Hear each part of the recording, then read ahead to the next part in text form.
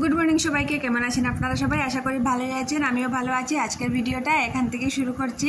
স্নান টান করে নিয়েছি, তো এই যে দেখুন খুব মেঘলা মেঘলা ওয়েদারটা। সকাল দিকে না খুব বেশি বৃষ্টি হচ্ছিল, ভাবছিলাম আজকে মনে হয় আর রৌদ্রের মুখ দেখা হবে না, এভাবে বৃষ্টিতেই কাটাতে হবে আজকের দিনটা। তো দেখি না, একটু পরেই দেখি যে না বৃষ্টিটা কমিয়ে দিয়েছে আর রৌদ্র উঠে গিয়েছে। তো আজকে থেকে মেয়ের স্কুল শুরু হয়ে গিয়েছে। মেয়েকে স্কুলে দিয়ে এসে তারপর স্নান টান করে নিয়েছি, ঠাকুর পুজো দিয়ে অন্য টুকটাক কাজ বাজ ছিল করে নিয়েছি।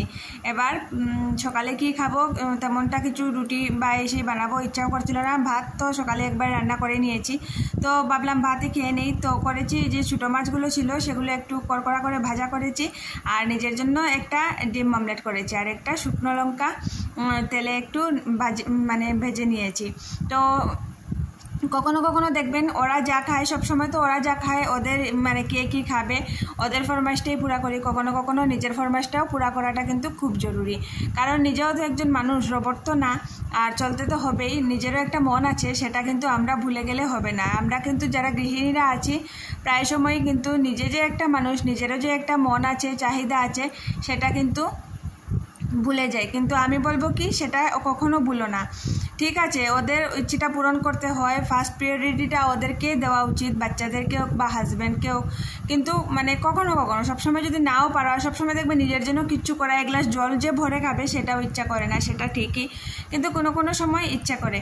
তো যাই হোক, আজকে আমার ইচ্ছেটা আমি পূরণ করলাম। তারপর দেখি কি খাওয়া দাওয়া শেষ করেছি, করে বাসনগুলো ধুয়ে নিয়েছি। তারপর দেখি রৌদ্র একটু একটু করে রৌদ্রটা উঠিয়েছে। খুব বেশি রৌদ্র নেই, কিন্তু একটা গরম হাওয়া আছে।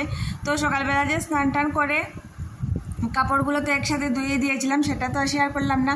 তো সেগুলো ভিতর দিকেই মেলে রেখেছিলাম, সেগুলো দিয়ে দিয়েছি বাইরের দিকে একটু দিয়ে। তারপর এসে সবজিটা কাটাকুটি করে রান্নাটাও বসিয়ে দিয়েছি। আজকে খুব বেশি কিছু রান্না করব না, একদম সিম্পলভাবে রান্না করব, কারণ ভালো লাগছে না শরীরটা, তো সেই জন্যই। তো হাজব্যান্ডের তরকারিটা এখানে বসিয়ে দিয়েছি, আর এই যে ছোটো মাছগুলো ছিল একটু দিয়ে দিয়েছি, আর সকালে হাজব্যান্ডকে দিয়ে দিয়েছিলাম স্কোয়াশ ভাজা, তো 4-5 টুকরোর মতো থেকে গিয়েছে, তো সেটা রেখে কী করব, তো তরকারিটাতে দিয়ে দিলাম।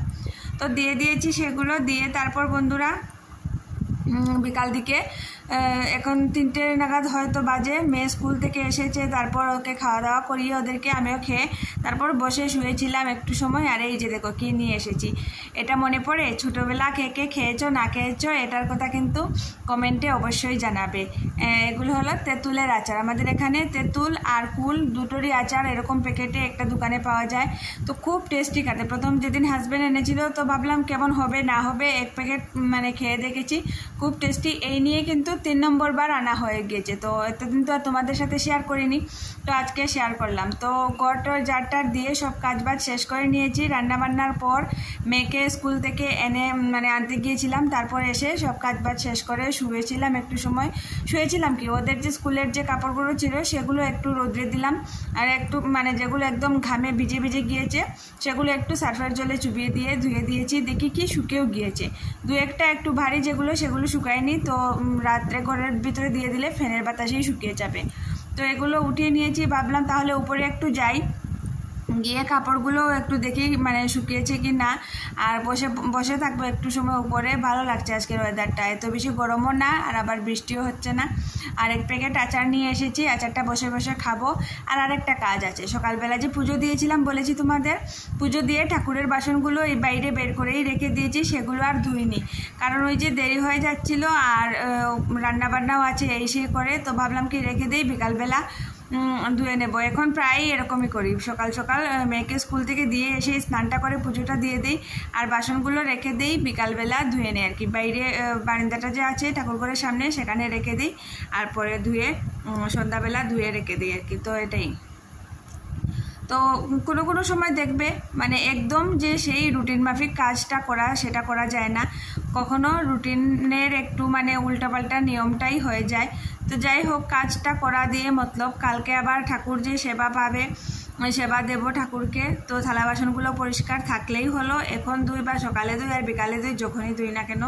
তো যাই হোক, আর এই কিছুদিন থেকে রেগুলার তোমাদের ভিডিও দিতে পারছি না, সেটার কারণ হলো এই যে মেয়ের স্কুলটা খুলে গিয়েছে আর অনেকগুলো প্রজেক্ট ওর, তো ওগুলো মোবাইল থেকেই করতে হচ্ছে। তো ওগুলো ও মোবাইলটা পুরো দিন নিয়ে বসে থাকে আর তেমন ভিডিও করা হয় না। আর আমিও ওকে, ও যখন দেখি ও ভিডিও মানে মোবাইল নিয়ে প্রজেক্টগুলো করছে, তো আর আমি আর বলি না, কারণ ওর পড়ালেখাটা আমার ভিডিও করা থেকে আমি মনে করি অনেকটা বেশি জরুরি। তো ওর পড়ালেখাটা শেষ করে তারপর যতটুকু পাই তখন আর মানে ভিডিও করার কোনো ইয়ে থাকে না। আমি যেহেতু মানে রেসিপিটা তো আর সবসময় দেওয়া যায় না, যখন ডেইলি ব্লগ দেই তো ডেইলি ব্লগের যে কী করি না করি সেটা তো তোমাদের সাথে শেয়ার করতে হবে। তো পুরো দিনটা তো আর চলেই যায়।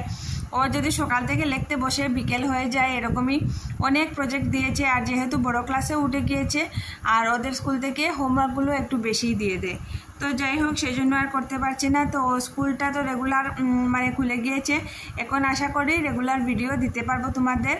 আর তাহলে তোমাদেরও ভালো লাগবে আর আমারও ভালো লাগবে। ভিডিওটা তো জানো তোমরা আমার ভালো লাগে করতে, আমি সেই জন্যই করি। তো যাই হোক, তোমাদের সাথে গল্প করতে করতে ঠাকুরের বাসনগুলো ধুয়ে দিয়েছি। আর রান্নাবান্না তেমন কিছু নেই আজকে রাত্রের, তো ভিডিওটা খুব বেশি বড় করব না, এখানেই তোমাদের সাথে গল্প করে করে শেষ করে দেব। তো দেখতে থাকো, পাশে থাকো। আর যদি নতুন হয়ে থাকো প্লিজ প্লিজ প্লিজ চ্যানেলটাকে সাবস্ক্রাইব করে দিও, লাইক কমেন্ট শেয়ার অবশ্যই করো। আর হ্যাঁ, যদি পুরনো ভিউয়ার্স হয়ে থাকো তাহলে ভিডিওটা ফুল ওয়াচ করো আর কমেন্ট করো।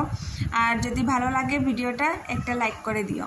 তো বন্ধুরা, এই যে ঠাকুরের বাসনগুলো ধুয়ে নিয়েছি, নিচেরও সব কাজবাজ শেষ।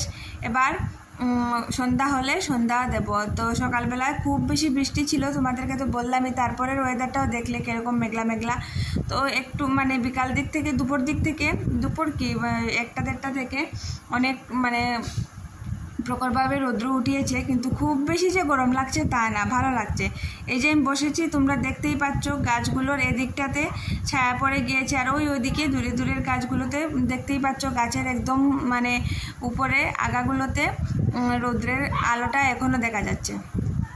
তো আমি এখানে বসেছি, বসে এবার আচারের প্যাকেটটা খাবো, তারপর উঠে নিচে একটু যাব, গিয়ে আবার যদি সন্ধ্যা হয়ে যায় তাহলে সন্ধ্যাবাতি দিয়ে তারপরই যাব।